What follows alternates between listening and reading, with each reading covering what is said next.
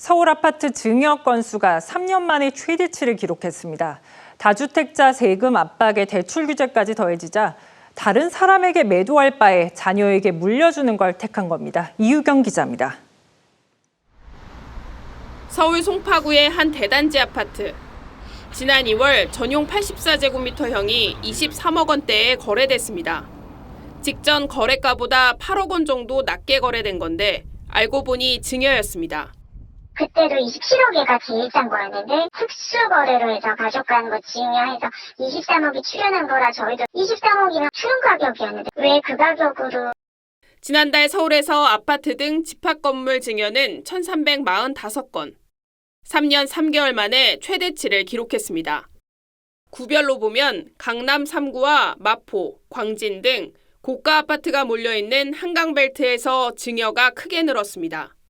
다주택자에 대한 정부의 압박이 강해지면서 서울 강남을 중심으로 급매물이 나오고 있지만 차라리 자녀에게 물려주며 버티기에 들어간 다주택자도 늘고 있다는 분석입니다.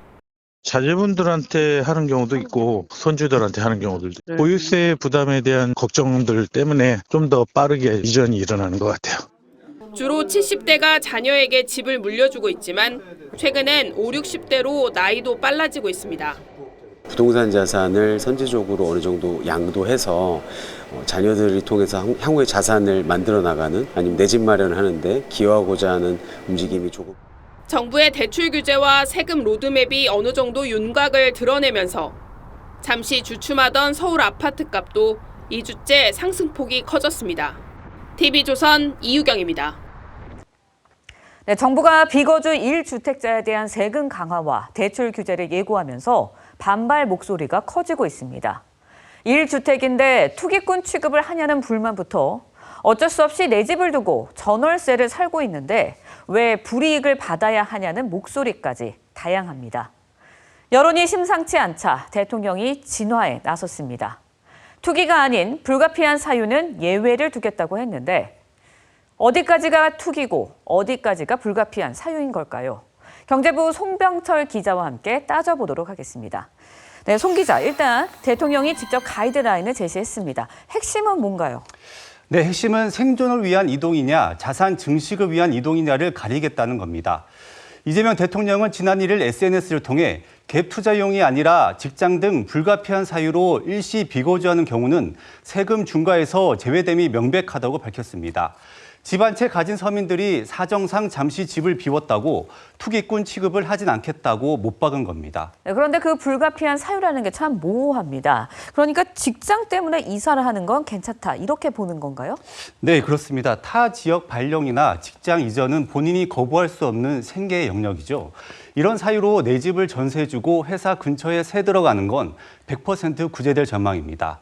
여기다 질병 치료를 위해 병원 근처로 옮기거나 고령의 부모님 봉양을 위해 합가하면서 집을 비우는 경우도 인정받을 가능성이 큽니다. 네, 그렇다면 이제 자녀 교육 때문에 학군지로 이사를 하는 경우, 이런 경우는 어떤가요?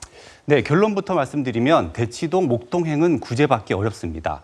청와대 핵심 관계자는 1주택자가 사교육이나 학군을 쫓아 전세와 월세로 이사하는 경우는 해당하지 않는다고 선을 그었습니다.